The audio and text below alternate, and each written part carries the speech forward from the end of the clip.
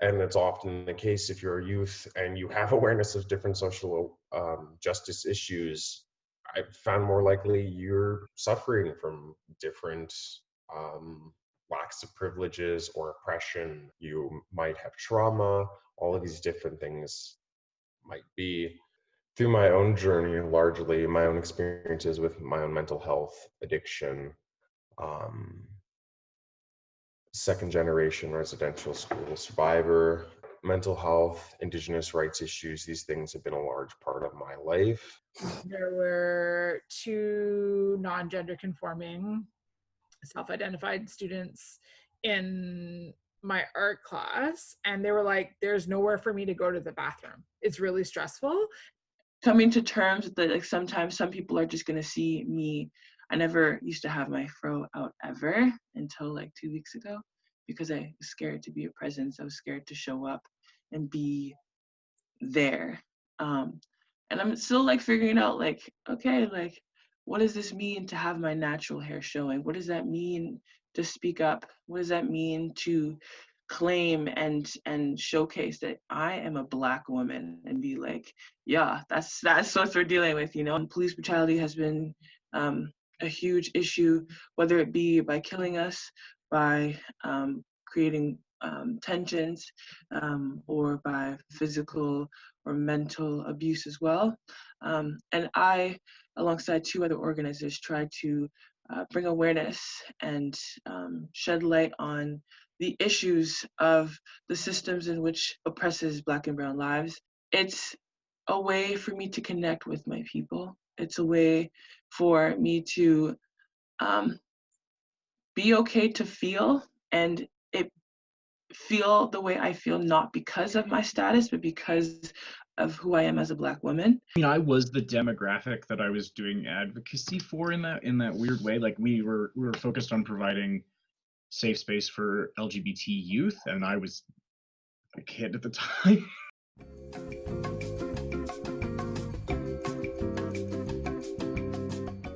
My own interactions that have been positive with school, with figures in schools, came through the Pacific School of Innovation and Inquiry. They shape the curriculum to your interests, to what you want to do, and they hold this incredible amount of space for self-discovery, to spend time with your own identity, to pursue whatever it is you're interested in that moment, which for like a 14-year-old, a 15-year-old is like rapidly changing day by day, week by week, but they still hold that space. What I was learning about when I was, I think in middle school, high school, was my own residential school trauma, my own intergenerational trauma, learning about the different aspects of my mental health, and seeing those patterns play out in forms of addiction in all of these different ways. I was in drama class and everybody didn't want to read over The Wizard of Oz anymore. And our teacher was like, what do you guys want to do?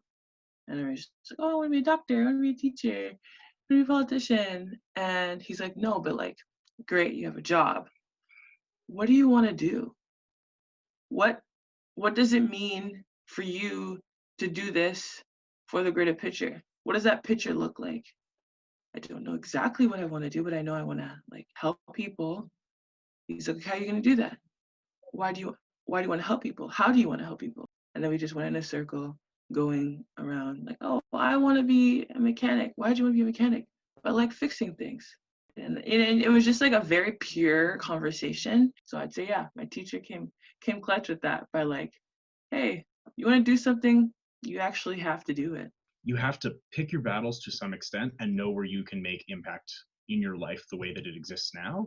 And that will help narrow down what can be this like complete like World of Warcraft level infinite number of problems you could try to simultaneously solve, but that's just not functional.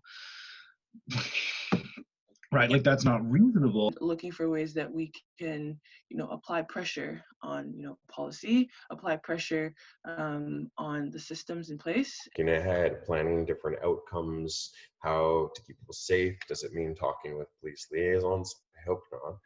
It's like, have taken my classes a couple of times. I'm like, why don't you decide what you want to focus on, and let's come up with like 5 projects, let's just say in term 1, and let's sit down together and be like, what do you want to do?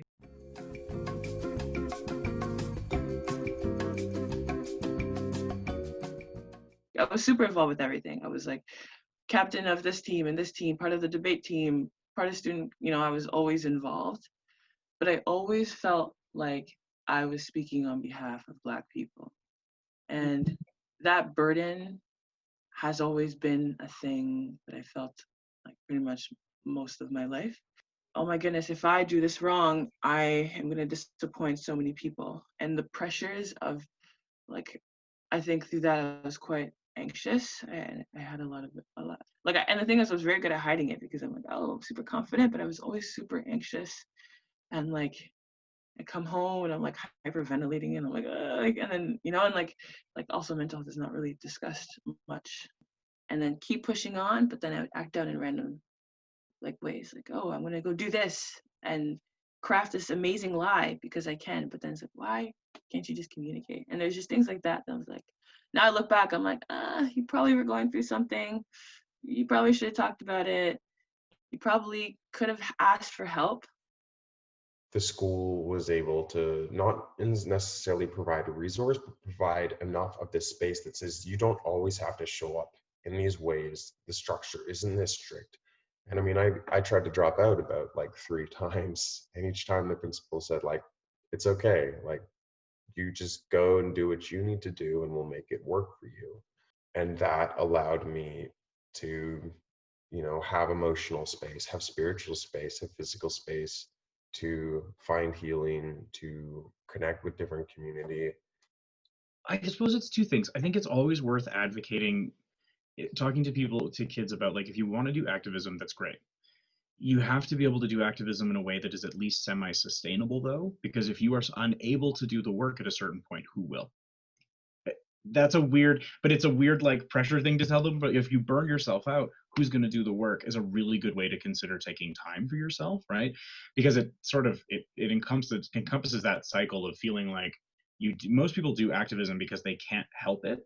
They can't see the world existing the way that it does, and that's unacceptable fundamentally to them, right?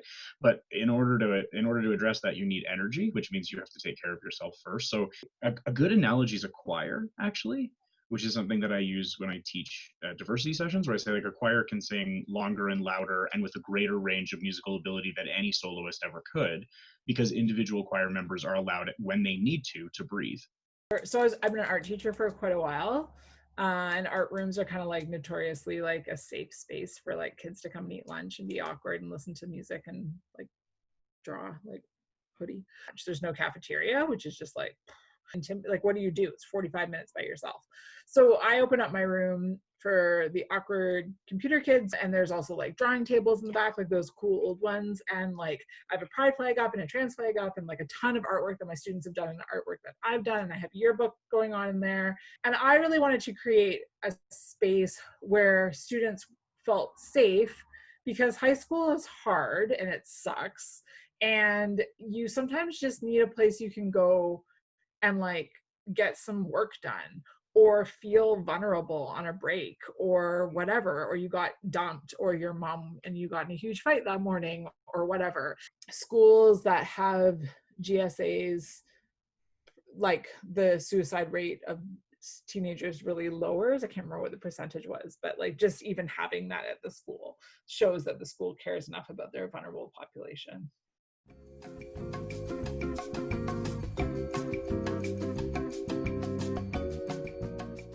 As a teacher, ideally educate yourself on the different things that are going on in the world. Anti-racism, homophobia, transphobia, anti-Blackness, climate justice, all of these different things and how they intersect. I decided to do my master's thesis, which is a big part of doing your master's, on supporting transgendered youth in the Cowichan School District. So I decided to do that because trans youth didn't have a lot of voice in our district at all. I've found to be really, really important to have youth be able to see themselves reflected in someone else. Meeting him was the first time I'd ever been like what I would consider starstruck, because it was like a real gay person who lives in Calgary. And he was the beginning of sort of like, he taught me how to interview people and how to use all of the equipment and like how to move and how to talk about things like sexual health. I was 15 or 16, and we was a queer radio show, so it was like news and events, but it also veered into all kinds of other bits and pieces. And he was awesome. He was very calm, and had an extensive collection of leather vests. I don't think I ever saw him wear the same one twice. Like, instead of always using like a heteronormative couple in your like math examples, you could, switch it up a little bit, or like read books by queer authors, or read books that highlight same-sex relationships in teenagers and things like that, right? Bringing in storytellers, bringing in different youth leaders. Of connecting with other members of the community that are already doing certain things. Your students are going to get either sick of you or comfortable with you and bored, right? So it's important to like have a different story. And also, as much as I think I'm like a cool punk rock person, like I'm still a white cisgendered person who's married to a man and has a baby. Last year at a climate justice panel, I spoke on one of the youths from Vic High, maybe grade 9 or grade 10. They were fairly young, came up to me and they were just said like, oh my gosh, like, thank you for being up there. Thank you for being a youth and being up there. She was saying, the people in my group, in my life, I try and talk about different social justice issues and it just gets shut down. People don't care. People don't want to hear it. I feel alone in this social justice work that I want to do, and alone in all of these different ways.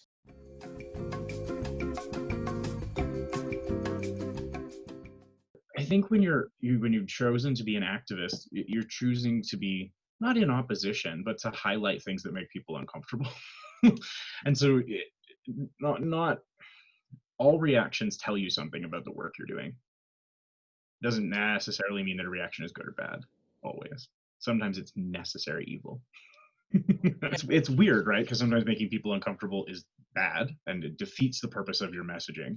And sometimes it's exactly what needs to happen for the messaging to land. Parents. You're going to get parents who are like dead against wanting.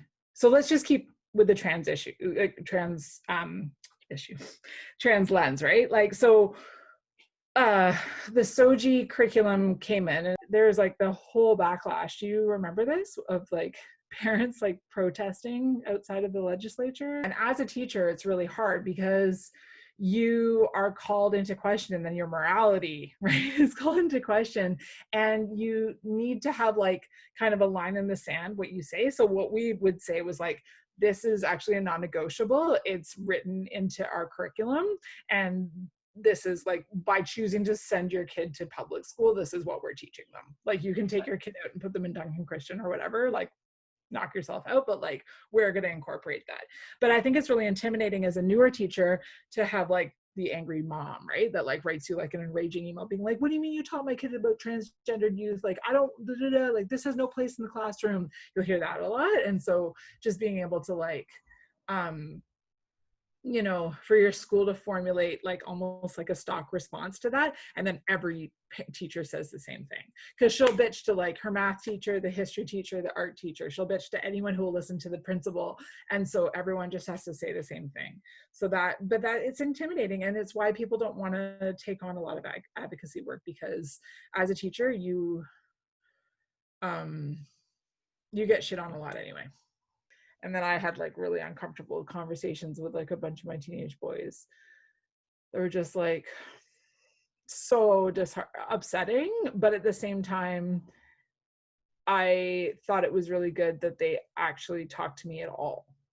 Like, one kid was coming from the slant of like, if I'm at a bar and some dude who's really a woman, or the way around, I guess, whatever, tries to make out with me, I'd kill them. And it's really hard as a teacher who's like, you're just acting like an a-hole right now, to not say that and to be like, okay, and to break down all the steps and really go to like a calm place without reacting. because it's really hard to be like, you can't think this way, but it's like, well, then you're going to completely shut down the conversation. The kid will think that way forever. And one thing I've heard from so many youth is, what does any of this matter anyway? It looks like we're all gonna die.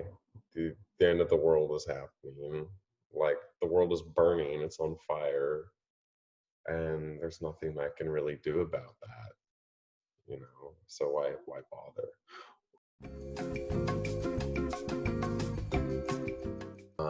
For youth who are already involved or want to be involved in different actions, organizing, or being part of any of these movements, and how those things do fit into like the standards of curriculum. I think there's so much room for pairing up the different aspects of our life and how we can be involved socially, even at a young age, that the schools can recognize as actual places of knowledge.